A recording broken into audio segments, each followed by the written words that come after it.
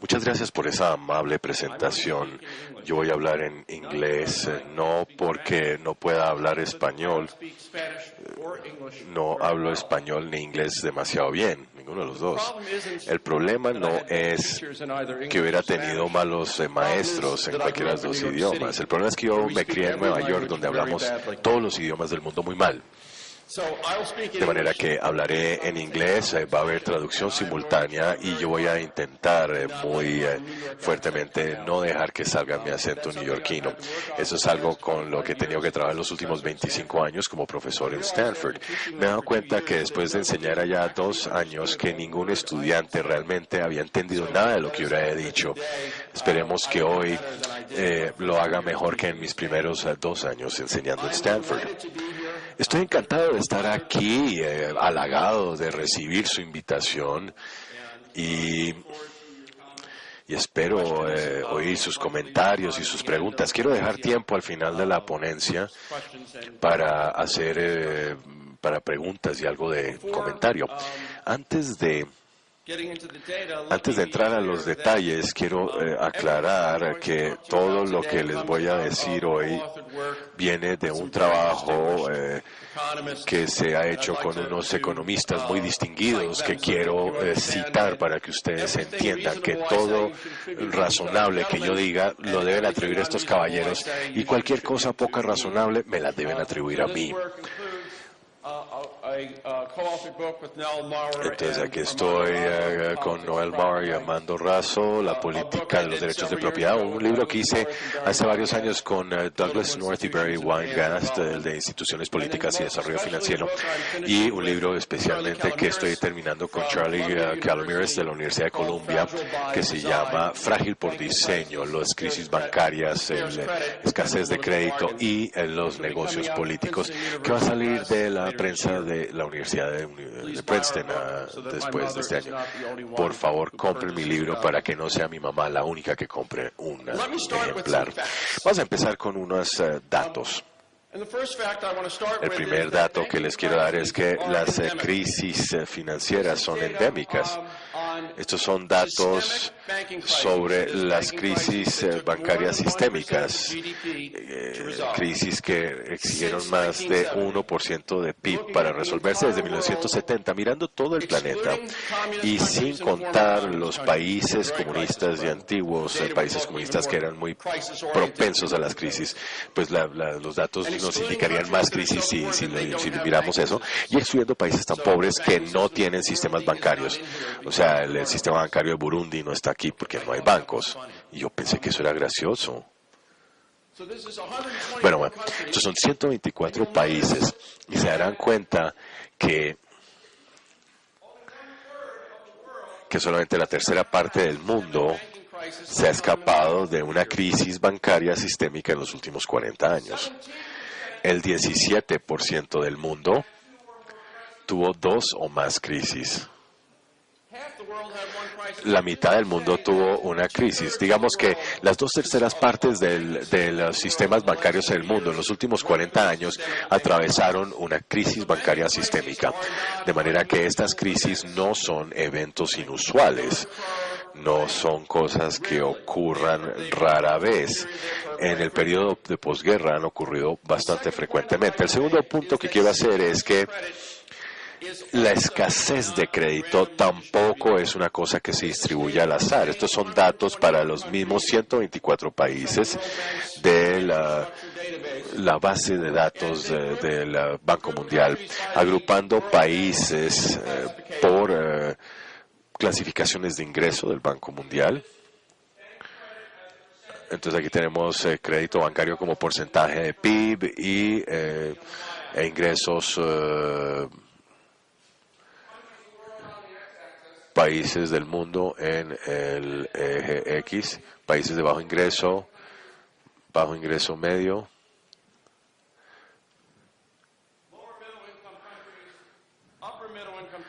los que son de ingreso medio alto y los países de ingreso alto. Les producirá curiosidad saber dónde está Colombia. Colombia está aquí, en naranjado. Y hay varias características interesantes de los datos. La primera es que hay una relación entre ser un país de alto ingreso y tener un sistema bancario grande que da mucho crédito y ser un país muy pobre y tener un sistema bancario muy pequeño. Hay una cantidad de literatura muy grande mostrando que esa relación es causal, es decir, que hay una causalidad de tener un sistema bancario pequeño y ser pobre a tener un sistema grande y ser rico. La segunda cosa interesante que verán en los datos es que hay países, incluso dentro de las clasificaciones de ingreso, hay mucha variación dentro de esa clasificación. Esto implica que hay países por aquí, entre países de ingreso medio alto, esto aquí es Libia, que tiene un sistema bancario minúsculo, y estos son crédito promedio como porcentaje de PIB de 1990 al 2009, un sistema minúsculo en comparación con su economía. Pero estos países aquí, que están aquí en la cola, son países de baja bancarización. Ahora, si se preguntan por qué tiene baja bancarización Libia, pues la buena razón es que Gaddafi periódicamente expropiaba los activos del sistema bancario, normalmente con un golpe de esfero. Lo tercero que verán de los datos es que si ustedes miran estos países aquí, los países de ingreso bajo tienden a ser lugares que son altamente poco democráticos, como la República Democrática de Congo, Chad, Níger, Malawi, etcétera. Y los que tienen sistemas bancarios grandes tienden a ser democracias. Bélgica, Estados Unidos, España, Nueva Zelanda, Luxemburgo. Aquí está el Reino Unido, azul Canadá y morado Estados Unidos. Se fijarán que hay una cosa interesante con respecto a los Estados Unidos. Los Estados Unidos tienen un sistema bancario relativamente pequeño en relación con el tamaño de su economía, en comparación con otros países de alto ingreso, y eso es un tema al que volveremos en un momento. Lo que quiero enfatizar aquí es que parece haber una relación entre ser un país democrático y tener un sistema bancario grande que da crédito abundante. Si nosotros juntamos los conjuntos de datos, crisis, tamaño del sistema bancario, y nos hacemos una pregunta sencilla: ¿cuántos países en el mundo tienen un sistema bancario que da niveles altos de crédito privado y que no haya tenido una crisis desde 1970? Pregúntense un momento, ¿cuántos países creen ustedes que caen dentro de esa categoría? Y la respuesta, que son 6. Y son Singapur, Malta, Hong Kong, que ni siquiera es un país, Australia, Canadá y Nueva Zelanda. Eso es un resultado extraordinario. Los primeros 3, bueno, Hong Kong no es un país, no nos preocupemos por eso. Singapur y Malta son estados insulares con política muy sencilla. Los siguientes 3, Australia, Canadá y Nueva Zelanda, no son una selección al azar del planeta, son todos colonias británicas antiguas, las 3 son democracias y 2 de estas tienden constituciones extremadamente interesantes y cuya importancia destacaré más adelante. Canadá y Nueva Zelanda fueron establecidos con constituciones diseñadas para limitar el populismo. De hecho, Canadá tiene un grupo parlamentario sin elegir, que es nombrado por la reina, que históricamente ha parado toda clase de legislación de la Cámara Baja, especialmente con cosas como seguros de depósitos y ayudas a bancos en crisis. No quiero que ustedes piensen,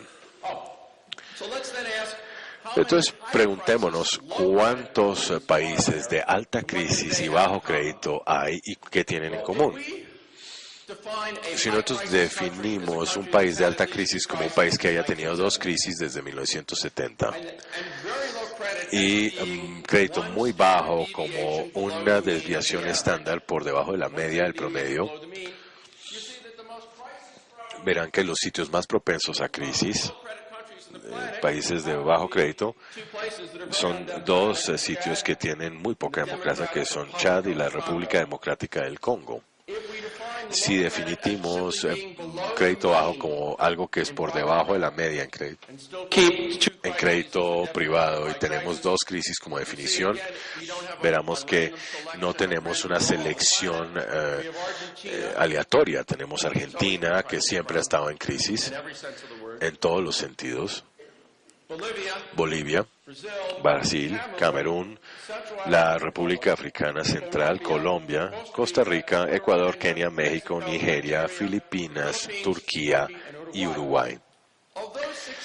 De esos 16 países, solamente 2 han sido democráticos persistentemente. Han sido democracias estables desde 1970, Colombia y Costa Rica. Implica que los países no democráticos son sistemáticamente menos propensos a tener sistemas bancarios estables que otorgan crédito de manera amplia.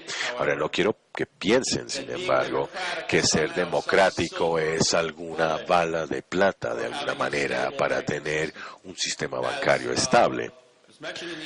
Como mencioné en la introducción, parte de mi deformación profesional es que fui educado inicialmente como historiador.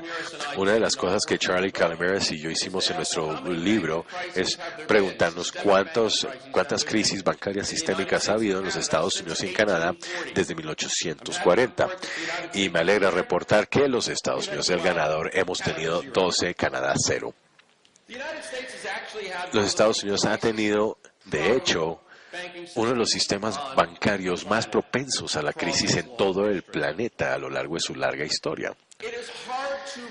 Es difícil creer que la diferencia entre Estados Unidos y Canadá fuera función del hecho de que nosotros no sabíamos lo que estaban haciendo en Canadá, porque están en la casa de al lado. Ellos hablan, de hecho, el mismo idioma, excepto que no saben cómo pronunciar la palabra about, que dicen about. Hay algo con respecto a los Estados Unidos y otros países democráticos, un subconjunto de países democráticos que los vuelve raros, que los vuelve propensos a crisis. Y queremos saber de qué se trata esto. Hay 2 patrones que queremos entender en los minutos que nos quedan. Uno es por qué parece haber una relación entre gobiernos autocráticos y sistemas bancarios débiles. Y en segundo lugar, por qué algunas democracias son más propensas a crisis bancarias que otras. Y la respuesta breve es: uno no puede sacarle la política a los bancos. Igual uno no puede sacar a los bancos de la política. Y déjenme explicar por qué. Para que haya un sistema bancario un sistema bancario estable, tiene que resolverse 3 problemas de derechos de propiedad. El primero es que los accionistas mayoritarios, los accionistas minoritarios y los depositantes tienen que ser protegidos de la expropiación por parte del gobierno. Y los gobiernos tienen maneras infinitas de expropiar la riqueza de los bancos. No tienen que solamente expropiar el banco. Simplemente pueden coger y levantar los requerimientos de depósito, como hicieron los mexicanos en los años 70, hacer que se haya inflación y que no haya pago de intereses sobre depósitos. El segundo problema es un problema que es que los depositantes y los accionistas minoritarios tienen que ser protegidos de expropiación por los accionistas mayoritarios.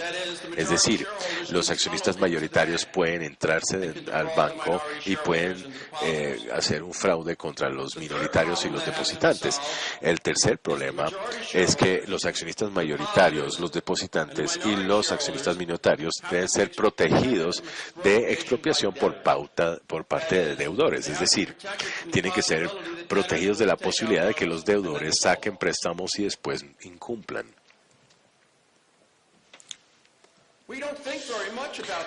Y no pensamos mucho en estos problemas, y la razón por la que no pensamos mucho en ellos es porque el Estado se encarga por lo menos de las últimas dos. El poder policivo del Estado es el mecanismo que se utiliza para hacer cumplir leyes contra el fraude y que se utiliza para quitar activos de los deudores como garantía. Pero ningún gobierno en ninguna parte está compuesto de robots programados para maximizar el bienestar social. Todos los gobiernos inevitablemente tienen conflictos de interés inherentes cuando del sistema bancario se trata, y esto lo veremos en detalle en el caso americano cuando les muestren los datos. En primer término, los gobiernos simultáneamente piden prestado a los bancos y los regulan, los vigilan. Segundo, los gobiernos hacen cumplir los contratos de deuda, pero necesitan el apoyo político de los deudores. Y digámoslo de una manera más prosaica, nadie vota por el tipo que lo acaba de tirar a uno a la calle y que ha puesto un candado en la puerta de su casa. Tercero, los gobiernos distribuyen las pérdidas en el evento de un fracaso bancario, pero necesitan el apoyo político de los depositantes. Es decir, nadie vota por el que le acaba de decir a uno que usted acaba de perder todos los ahorros de su vida y que no hay nada que vayamos a hacer al respecto. Una acotación interesante, mirando el caso reciente de Chipre, cómo fue que el gobierno de Chipre pudo decirle a los depositantes grandes que habían hecho depósitos más allá del sistema de seguros de depósito que no los iba a proteger, y la respuesta es, pues no eran de Chipre, eran rusos. Ellos no votan en Chipre.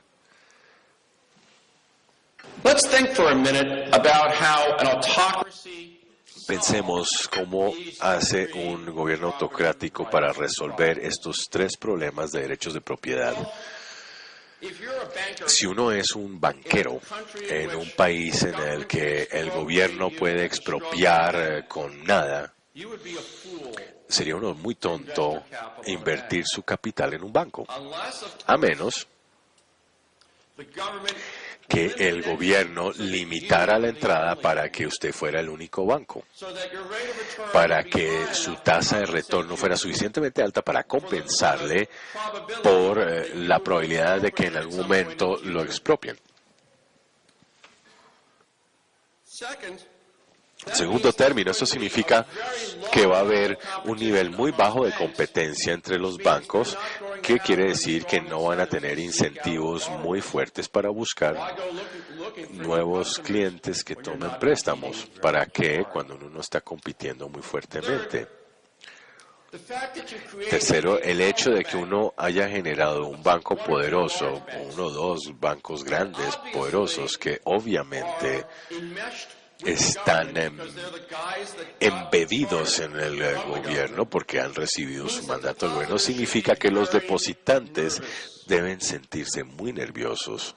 ¿Por qué va a perseguir el gobierno cargos de fraude de los banqueros contra los depositantes cuando los depositantes no votan? Si usted es un depositante, pues uno no pone plata en un banco así, uno solamente pone plata en el banco hasta donde necesite un sistema de pagos. El efecto neto es que los sistemas bancarios en las autocracias son pequeños, están altamente concentrados Y la mayoría de los préstamos no son préstamos a pequeños negocios, sino más bien a sus propios directores. Les voy a mostrar un caso. Esto sale de trabajo que hice con Nell Marr de la Universidad de Harvard. Este es el sistema bancario de México, de Porfirio Díaz.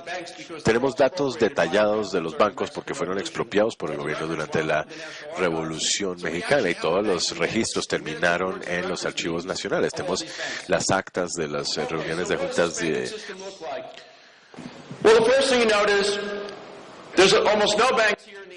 Notarán que casi no había bancos en los 1890. Ahí hacen un acuerdo con un grupo de banqueros poderosos y básicamente todos los estados de México generan un monopolio que solamente puede operar dentro de ese estado.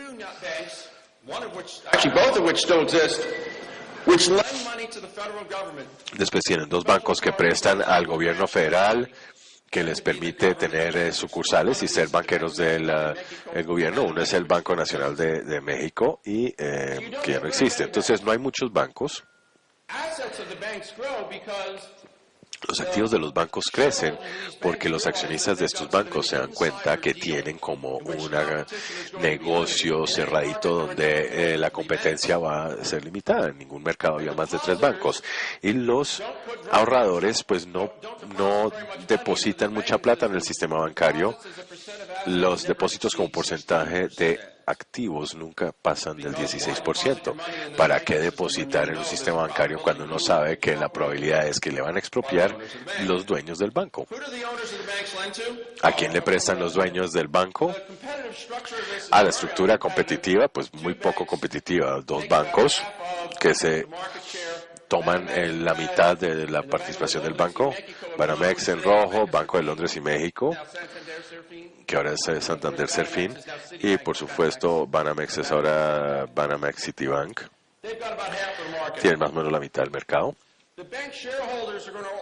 Los accionistas del banco ganan rentas todos. Calculamos que la relación de los valores en libros a mercado típicamente está por 2. Quiere decir que se están ganando grandes rentas y los bancos se están prestando principalmente a sus propios directores. Hicimos un análisis, no les voy a repasar todos los datos, pero para el banco más grande en el sistema, Banamex, miramos el portafolio de préstamos y todos los préstamos, excepto los que tenían garantías federales, habían sido hechos a sus propios directores, 100%. Una cifra sorprendente. Este sistema bancario autocrático basado en un acuerdo cerrado con el gobierno del dictador Porfirio Díaz y un grupo de bancos grandes solamente pudo estar estable mientras que Díaz estuviera en el poder. Una vez que fue víctima de la revolución, todos los lados en el conflicto de quién iba a controlar el Estado expropiaba bancos, sin importar su ideología. El sistema bancario de México pasó de ser 35% del PIB en términos de activos a PIB a ser el 5% en un espacio de 10 años. Y de paso, nunca pudieron armar de nuevo el sistema de Porfirio. Solamente es en los últimos años que se ha podido armar un sistema que asigna crédito nuevamente. Pero quiero usar esto simplemente para ilustrar cómo es que se ve un sistema bancario autoritario, qué características tiene. Pero el caso más interesante, ¿por qué la democracia por sí sola no es una solución a los problemas de derechos de propiedad? Pues las democracias o los gobiernos democráticos no pueden fácilmente expropiar la riqueza, aunque Obama parece querer expropiarme la mía. Bueno, eso es un chiste interno, a mí me parece muy gracioso. No están penalizando ser exitoso en los Estados Unidos. No, hay que ser de California para entender estos chistes, pero bueno. Las democracias resuelven el problema de la expropiación, pero ¿qué les impide a los deudores de votar a candidatos que prometen que van a obligar a los bancos a dar créditos baratos y después condonar deudas? Pues nada. Nada les va a impedir hacerlo. Los deudores tienen todo el incentivo del mundo para hacerlo. De hecho, tienen un incentivo para votar por gente que promete que haya inflación. Un banquero, sin embargo, una ovejita que se puede esquilmar. Esto lo ven venir. ¿Y cuál es la mejor maniobra del banquero? Es hacer una coalición con los deudores contra todas las demás personas. ¿Y cómo se hace eso? Primero, se genera un monopolio local, se comparten rentas y segundo, uno tiene seguros de depósito muy generosos, de manera que cualquier pérdida no la sufren los accionistas del banco, sino los que tributan. Y segundo, uno logra que los bancos tengan niveles muy bajos de capital en relación con el tamaño del banco, para que no haya mucha riqueza de accionistas en peligro. Les voy a mostrar cómo se veía esto en el siglo XIX en los Estados Unidos. Esto es un gráfico extraño y estoy seguro que ustedes están mirando, bueno, ¿esto qué es? Estos son los datos de 1920. Este es el número de bancos. Verán que había 27,000 bancos. Piensen en algún otro sistema en el planeta que tuviera 27,000 bancos. Y en el anaranjado, que lo pueden ver aquí, es el número de sucursales de todos esos bancos. Es decir, son como 500. O sea, hay más bancos que sucursales. ¿Y qué clase de sistema loco era este? Pues bien, por ley, en la mayoría de los estados, y recuerden que la Constitución americana se redacta de tal forma que dice que todos los poderes que se entregan al gobierno federal y cualquier poder que no se enumera al gobierno federal va a los estados. La Constitución americana no decía nada sobre bancos. Por tanto, las cámaras legislativas de los estados decidieron cuáles eran las leyes bancarias. ¿Qué es lo que hubo? Pues una alianza de pequeños agricultores que odiaban a los banqueros y pequeños banqueros contra banqueros grandes. Los Estados Unidos quizás sea el único país en la historia del mundo que haya generado un banco central patrocinado por el Estado que después lo hayan cerrado, es el Banco de los Estados Unidos, y fue cerrado porque los congresistas de estos estados no querían que hubiera un banco central poderoso que pudiera tener sucursales por todo el país y competir con los bancos locales. Y no lo hicimos una vez, lo hicimos 2 veces. En 1811 y 1836 salimos del Banco Central. Y quedamos con un sistema en el que por ley la mayoría de los estados, con pocas excepciones, por ley la mayoría de los estados no permitían que entraran bancos extranjeros a su estado. O sea, un banco de Rhode Island no podía tener sucursales en Massachusetts. Y en donde era ilegal que un banco abriera una sucursal. Todo tenía que suceder en la casa maestra del banco, como lo dice él. Ahora imagínense un sistema de 27,000 bancos pequeños como un sistema que es inherentemente propenso a la crisis. Uno no puede dividir el riesgo por regiones, uno no puede mover fondos de una sucursal a otra, y eso explica por qué el sistema bancario de los Estados Unidos en el siglo XIX tiene una crisis importante cada 12 años. Ese era un sistema que era inherentemente frágil. ¿Qué hicimos con este sistema cuando llegó la Gran Depresión? Pues nosotros lo paramos, lo apuntalamos y lo hicimos con 2 leyes muy extrañas. La una fue el primer sistema de seguros de depósito nacionales en cualquier parte del mundo, y el segundo fue la regulación Q, que no le permitía a los bancos pagar intereses en cuentas corrientes y que limitaba lo que se podía pagar en una cuenta de ahorros, al quitar los incentivos de los depositantes de meter la plata en grandes bancos. Si el banco hubiera podido operar, hubiera tenido un movimiento de depósitos a un par de bancos grandes. Pero lo interesante es que Franklin Delano Roosevelt, el presidente durante la Gran Depresión, estaba opuesto a estas regulaciones y el secretario del Tesoro también. Pero ¿cómo lo lograron? Había un congresista de Alabama, Henry Steagall, estaba en el comité bancario y él insistió. Todo este sistema, algo inusual de los Estados Unidos, persistió a lo largo del siglo XX. Grandes números de bancos, pequeñas cantidades de sucursales. Se fijarán que eso muere aquí a comienzos de los años 90. Número de sucursales aumenta. ¿Y qué es lo que está sucediendo ahí? A comienzos de los 90, primera dos cosas. La primera es inflación, que está generando desintermediación. La gente está sacando plata de los bancos porque hay tanta inflación. Si tienen las tasas de retorno con techo, ¿para qué dejar la plata ahí? Y lo segundo es la invención del cajero electrónico.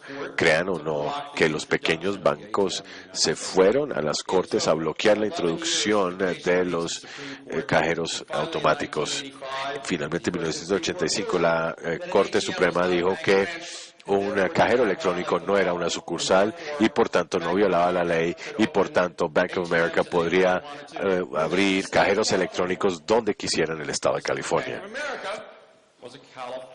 Porque Bank of America era un banco californiano con estatutos californianos. Y lo que pasa básicamente es que una vez que el sistema empieza a desbaratarse, los estados cambian las leyes y finalmente en 1994 esta coalición de pequeños banqueros y pequeños agricultores es roto por la ley Wrigley-Neal, que permite por primera vez en la historia de los Estados Unidos que los bancos abran sucursales entre estados. Y es una cosa asombrosa, piénsenlo. Si nosotros finalmente tenemos un sistema que estaba construido en un cimiento más fuerte después de 1994, porque uno ya podía tener bancos interestatales grandes, ¿cómo es que generamos la crisis del 2007 de los préstamos débiles? Y la respuesta es políticas populistas, políticas. Pero recuerden que decía que los bancos se enfrentan al populismo haciendo alianzas con los populistas. Y eso fue lo que hicimos, que arrancó un proceso que escribiré en el cual los populistas y los banqueros hicieron una coalición contra todos los demás, que resultó, pese a que no lo vieron inicialmente, que resultó en el que se minaran los estándares de préstamos en los Estados Unidos. Entonces ya cualquiera podía conseguir un préstamo hipotecario y cuando los préstamos estaban avalados casi con cero capital. Esto es una cita. Nosotros apoyamos la adquisición de Nations Bank, de Bank of America, porque ellos harán que el crédito funcione para personas de bajo y moderado ingreso y trabajarán con las instituciones de la comunidad. Eso es George Butt, un grupo populista comprometido con la redistribución de Estados Unidos. ¿Y para qué se metería un director de un grupo de estos? ¿Cómo resulta apoyando la fusión de Bank of America y Nations Bank? ¿Y a quién apoyaba a él? Pues resulta que la ley en los Estados Unidos era que para que los bancos se pudieran fusionar tenían que tener aprobación de la Reserva Federal. Eso significa que tenía que haber audiencias públicas y eso significaba que la gente podía aparecerse en la audiencia pública y podía oponerse a la fusión sobre la base del hecho que el banco no era un buen ciudadano, según lo definía la Ley de Reinversión Comunitaria de 1997. Y entonces, ¿por qué resulta el presidente de Acorn Housing atestiguando en una audiencia que estaba a favor de crear lo que en ese momento era el banco más grande de los Estados Unidos? Y la respuesta es porque se estaban haciendo grandes transferencias, haciendo fusiones de los bancos hacia grupos de activistas. Estos son datos de los grupos activistas, la cantidad acumulada de acuerdos entre bancos que se fusionan y esos grupos de 1977 hasta el 2007. La estructura de estos acuerdos estaba hecha de tal forma que, a cambio de que no se bloqueara que no se bloqueara la fusión, los bancos acordaban canalizar crédito a través de los grupos activistas a sus caudas. O sea, grupos como Acorn o la Coalición de Reinversión Comunitaria tendrían el derecho a decidir quién recibía préstamos, y no el banco. El banco, en esencia, asignaría miles de millones de dólares en préstamos a estos grupos y dejaría que los grupos decidieran quién recibía los préstamos, a cambio de lo cual en las audiencias de la Reserva Federal grupos como Acorn y otros se aparecían y atestiguaban de parte de la fusión. Cuando uno lee las actas de esto, son fascinantes, son las actas de cientos de páginas. Están los grupos que no están recibiendo plata protestando en contra de la fusión y los que sí reciben plata apoyándolo. Hay cientos de páginas de testimonio. A mí eso me parece interesantísimo. Pero yo llevo una vida muy sencilla, entonces. ¿De cuánta plata hablamos? ¿Cuánta plata se transfirió? Pues en total 867 mil millones de dólares. Es una cifra grande.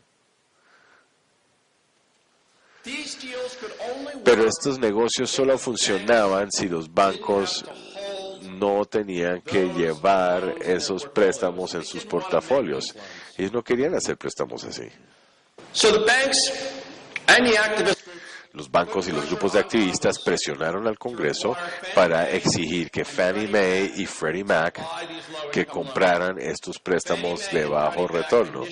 Fannie Mae y Freddie Mac inicialmente se resistieron, pero los presionan porque en virtud de sus estatutos algo extraños que los hacen privados, público-privados, en particular con una garantía implícita de sus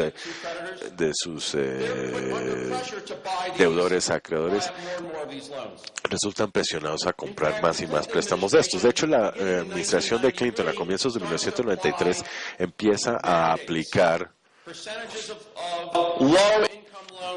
porcentajes de préstamos de bajo nivel que Freddie y Fannie deben comprar. Pueden ver que esto crece de 0 en 1992 hacia el 56% de préstamos de bajo ingreso y medio, que son préstamos que tienen que comprar Freddie Mac y Fannie Mae. George Bush, cuando entra, no cambia esta ley. You then have another category called underserved, which skyrockets, and special affordable, which are... Hay una categoría que son las áreas que tienen baja bancarización y las que llaman especiales, que nos llevan a los cambios en los estándares de préstamos en Freddie y Fannie. Ellos están tratando de resistirse y los aplastan. ¿Cuál es la mejor maniobra para ellos? Pues ellos piden el derecho de tener menos capital que un banco privado en contra de su portafolio y se los otorgan.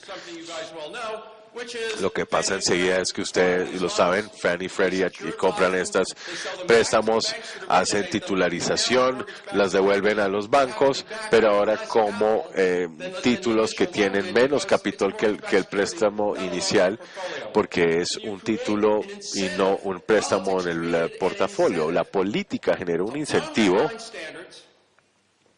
para socavar los estándares, para hacer préstamos imprudentemente y para tener cantidades de capital muy limitadas apoyando esos préstamos. El resultado, ahora piensen, esto es una democracia. Fannie y Freddie no pueden tener un estándar de préstamos y otro para otro grupo. Ellos tienen que tener un estándar.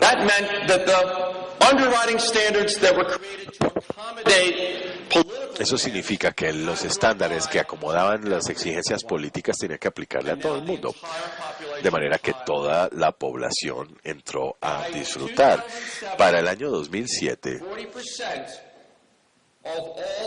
el 40% de todas las primeras hipotecas hechas en Estados Unidos tenían una cuota inicial del 3%. El resultado bien conocido. La línea azul son las hipotecas en mora en los Estados Unidos. Pueden ver cómo se disparan en el 2008. Y abajo ahí está Canadá, que nos da una línea base casi cero. Canadá no tiene una crisis subprime. De hecho, no han tenido crisis banqueras desde 1839 en adelante. En los pocos minutos que me quedan, voy a explicar muy brevemente por qué Canadá, por qué las instituciones de Canadá evitaron el estilo de resultados populistas que ocurrieron en los Estados Unidos. Cuando fue creada como país Canadá, cuando Canadá era una colonia, era inicialmente francesa. Cuando los ingleses sacan a los franceses durante la Guerra de 7 Años y capturan estas áreas yermas cubiertas de nieve, como las pensaban en esa época, eso también es un chiste, pero bueno, hay que ser de Nueva York para pensar que eso es gracioso. Pues bien, heredaron una población francesa enorme.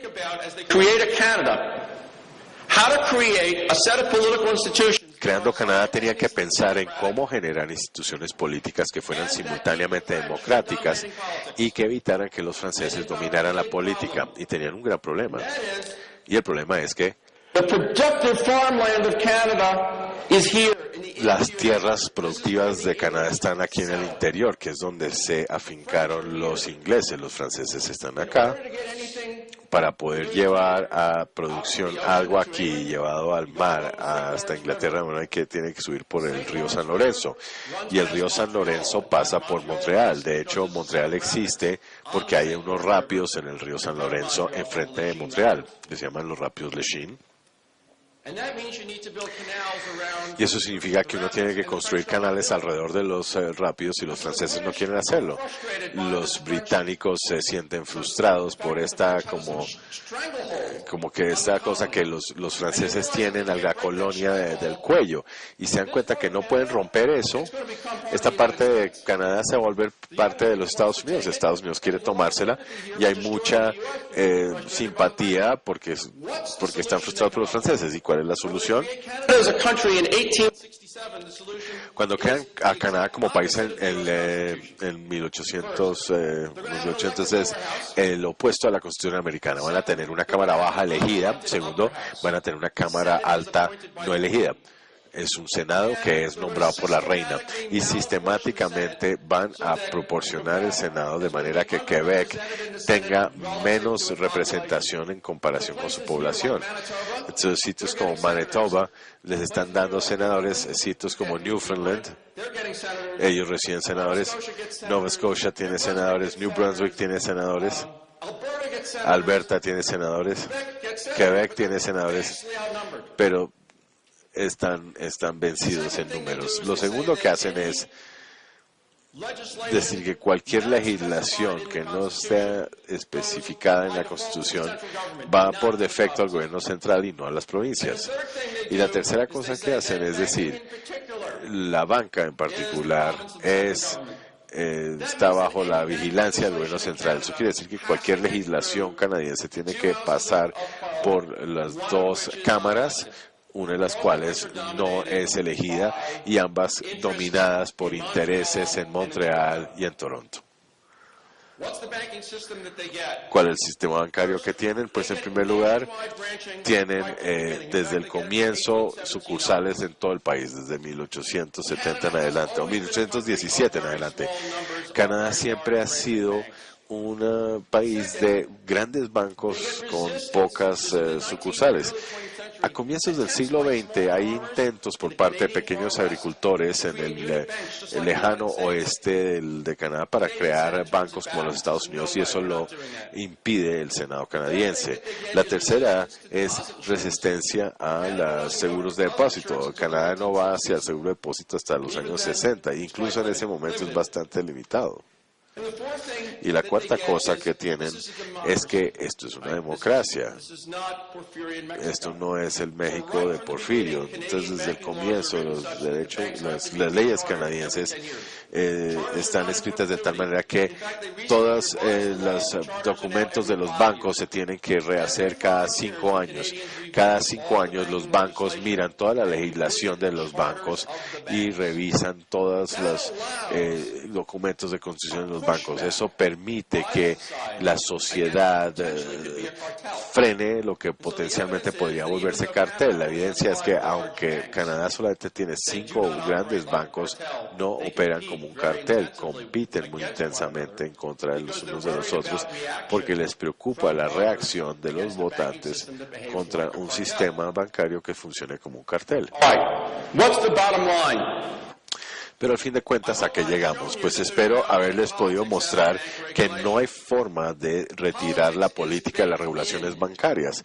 La política está integrada y debido a esto, debido a que si uno no puede, si hay estos conflictos de interés inherentes del gobierno, que significa que el gobierno siempre va a tener incentivos para ser oportunista respecto al sistema bancario, explica esto porque es tan difícil para los países lograr crédito abundante y estable al mismo tiempo. Es una cosa, es una rareza. Pero también sugiere, y no quiero ser pesimista, el neoyorquino en mí siempre es pesimista y el californiano en mí, como yo ahora soy un californiano de tiempo completo, pues es algo más optimista. Entonces el optimista dice que el cambio es posible, que hemos observado el cambio en los países en el tiempo, pero el cambio solamente es posible dentro de las instituciones del país. Es decir, Estados Unidos nunca va a tener un sistema bancario como el canadiense. Para saber más de esto, compren nuestro libro cuando salga, Fragile by Design, cuando salga. Muchas gracias.